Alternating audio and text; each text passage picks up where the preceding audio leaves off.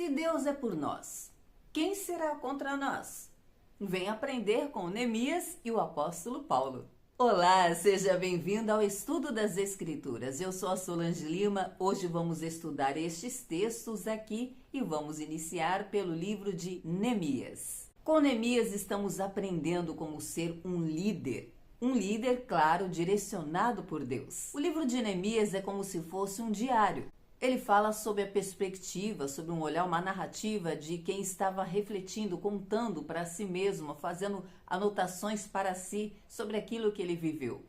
Vamos aprender com Neemias como lidar com a oposição. Eles estão ali na construção dos muros de Jerusalém, Sanbalate e Tobias. Sanbalate era, naquela ocasião, como um governador em Samaria, que eram inimigos do povo de Jerusalém, e Tobias fazia parte da comitiva de Sanbalate. Ele já havia tentado impedir o andamento da obra, mas Neemias tinha autorização do rei, então ele nada pôde fazer. Mas quando ele soube que a obra estava realmente em andamento, estava avançando, ele começou a tentar desestimular Neemias, afrontando Neemias e todo o povo de Jerusalém, os humilhando. Chamou o povo de fraco, falaram até da qualidade do material que eles estavam usando, que eram pedregulhos, que eram entulhos. E Tobias disse, ainda que eles consigam construir, até uma raposa derruba isso. Mas a postura, o posicionamento que Neemias tinha diante da afronta do inimigo não era de enfrentar, confrontar, se defender, argumentar qualquer coisa. Ele sempre pegava tudo e apresentava a Deus. Neemias era um líder totalmente liderado por Deus.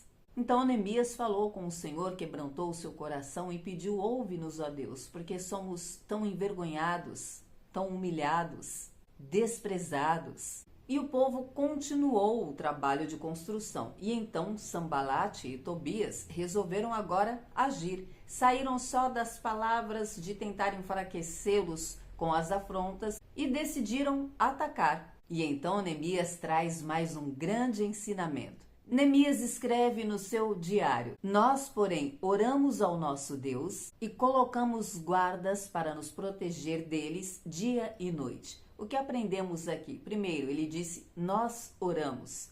Um líder sabe que ele não faz tudo sozinho. Ele comunicou a necessidade ao povo e chamou o povo para orar junto com ele. Segundo, ele agiu.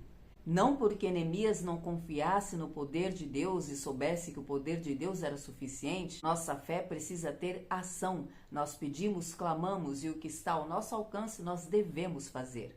E Neemias, então, colocou guardas, agiu, mas o texto diz que em todo tempo eles recebiam desestímulos. Os próprios judeus começaram a falar para Neemias, olha, eles estão falando, eles estão contra nós. E ele relata que falaram por 10 vezes, o que significa que eles estavam insistentemente falando para Neemias, mostrando o problema, apontando o problema, olhando para o problema. É razoavelmente fácil liderar quando você tem uma equipe a seu favor, lutando junto com você, dentro da mesma visão, com o mesmo entusiasmo. Mas quando a sua equipe começa a enfraquecer, a perder a força, a perder o ânimo, o estímulo, aí é que o líder mostra a capacidade que ele tem de liderar, de estimular.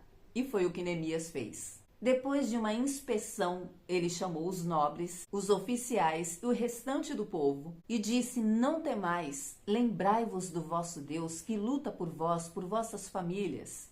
Neemias, como líder, incentivou o povo. E o próximo passo que Neemias tomou foi usar de estratégias para que todo o povo ficasse protegido. Ele separou em equipes, fizeram turnos e eles trabalhavam dia e noite com uma espada de um lado. De um lado eles tinham uma espátula para continuar o trabalho, do outro eles tinham uma espada. E também deu uma orientação. Os homens que tinham as trombetas estavam próximo a Neemias, tudo estrategicamente. Posicionou os homens no lugar certo, deu as ferramentas certas e ainda deu orientação. E a orientação de Neemias vinha de novo com uma fé no Senhor. Ele disse, em todo o tempo que ouvirem as trombetas, se juntem, se reúnem e o Senhor nosso Deus lutará por nós. Mas no meio disso tudo, se não bastasse tudo que Neemias estava enfrentando, agora ele enfrenta um problema dentro da comunidade. Eles descobrem que os nobres estavam subjugando de alguma forma os pobres, os menos favorecidos, cobrando impostos.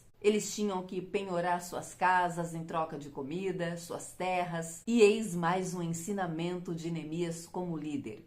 Ele ouviu toda a queixa, mas não se precipitou e foi lá e agiu. Ele disse: analisei tudo, e então advertiu os nobres. Ele convocou uma grande assembleia e exigiu que aqueles homens corrigissem o erro. Mais uma vez a palavra de Deus nos ensinando que se arrepender, que buscar andar em retidão diante do Senhor, não apenas é se lamentar e dizer com a boca que se arrepende, mas é preciso mudar as ações. Se está num caminho errado, precisa converter o caminho e ir para a direção certa. E foi o que Neemias exigiu de todos eles, que restituíssem o povo. Não apenas parassem ali naquele momento e dissessem: não vamos então mais pedir dinheiro, nada em troca, mas restituíssem tudo o que tinham tirado dos menos favorecidos. E Deus estava com Neemias e fez com que todo o povo ouvisse o que Neemias pediu e restituíram os menos favorecidos. Além disso, enquanto governador, ele foi constituído como governador de Jerusalém durante aquele período e ficou por 12 anos nesta posição. Neemias abriu mão dos privilégios do seu cargo. Ele compartilhava, ele distribuía, ele tinha direito de comer do bom e do melhor separadamente, mas ele sentava à mesa, ele compartilhava, ele distribuía. Ele em nenhum momento se tornou peso para aquele povo e nem colocou cargas sobre eles. Ao contrário, ele repartia, distribuía. Um líder, antes de exigir, precisa dar exemplo. Ele precisa ser aquilo que ele está exigindo que os seus liderados sejam. Então parecia estar tudo bem quando os inimigos de Neemias agora tentam ir diretamente a ele, atacá-lo diretamente. Sanbalate e Gesem tentam uma conversa com Neemias. Neemias então usou de discernimento e recusou o convite. Mandou avisar pelos mensageiros: eu estou no meio de uma grande obra. Não tenho como parar agora para ir conversar. E eles insistiram por 4 vezes. Todas as vezes Neemias respondia a mesma coisa. Até que numa 5ª tentativa, esses homens mudaram a tática e então começaram a proferir mentiras acerca de Neemias. Uma forma de tentar desmoralizar Neemias, porque um líder desmoralizado começa a perder a força da sua liderança. Eles mandaram através de um mensageiro uma carta aberta dizendo: olha o que ouvimos sobre você. Você e os judeus estão montando uma rebelião, dizem que você quer se tornar rei deles. E nada daquilo era verdade. Neemias então mandou a seguinte mensagem: nada do que dizes é verdade. E no seu registro pessoal, Neemias coloca: eles estavam tentando me enfraquecer, dizendo que os homens todos iriam abandonar a obra quando ouvissem aquilo ao meu respeito. E então, pedi a Deus: fortalece as minhas mãos. Um líder reconhece as suas fraquezas, fragilidades, seus limites e sabe pedir ajuda. Sabe a hora de pedir ajuda. E amanhã vamos ver qual foi o próximo passo de Neemias. Salmos. Na conclusão do Salmos 95, onde o salmista começou chamando o povo para um louvor e explicando o porquê, ele agora chama esse povo a não endurecer o seu coração como fizeram os seus antepassados e lembra de algumas coisas que os pais deles fizeram e como Deus reagiu a isso, como Deus executou a sua justiça. Ele começou o salmo dizendo que eles deveriam louvar ao Senhor porque Ele é soberano, é rei sobre todas as coisas. E conclui os Salmos lembrando da justiça de Deus, de quando Deus jurou que aquele povo não entrariam no descanso do Senhor, quando o povo foi impedido de entrar na terra prometida, aquela geração que acabou morrendo. O que o salmista está fazendo é mostrando: Deus é soberano, Deus é rei sobre todas as coisas. Louve ao Senhor, não endureça o seu coração. Ele é amor, mas também é justiça. Romanos. Não sabemos orar, é o que Paulo está dizendo no texto de hoje. Mas nós temos uma ajuda, o Espírito Santo. Paulo está dizendo que nós não sabemos como pedir, mas o Espírito Santo ora por nós, intercede por nós com gemidos inexprimíveis, e que aquele que sonda o coração intercede pelos santos segundo a vontade de Deus. E Paulo cita um versículo muito conhecido, porém as pessoas em geral lembram somente do começo deste versículo. Sabemos que todas as coisas cooperam para o bem dos que amam a Deus, dos que são chamados segundo o seu propósito. E na sequência ele diz que este Deus nos predestinou a sermos conforme a imagem do Filho, a fim de que ele, o Filho, seja o primogênito entre muitos irmãos. O que significa que você é filho de Deus, é irmão de Jesus e ganhou uma grande e incontável família. Você não está sozinho neste mundo. E então, Paulo faz a grande pergunta: que poderemos dizer diante dessas coisas?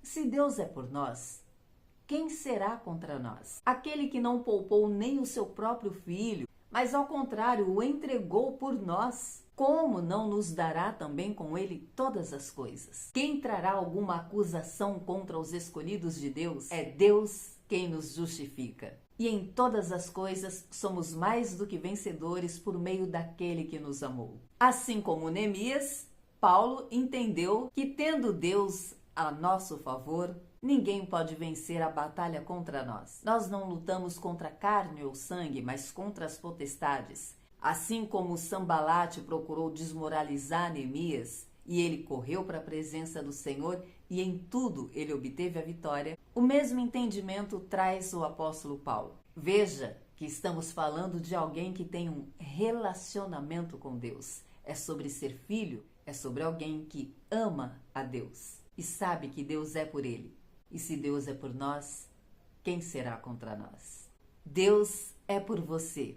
Seja a injúria que for, seja a calúnia que for, a perseguição que for, a luta que for, se Deus é por nós, quem será contra nós? Até amanhã, se Deus disser que sim.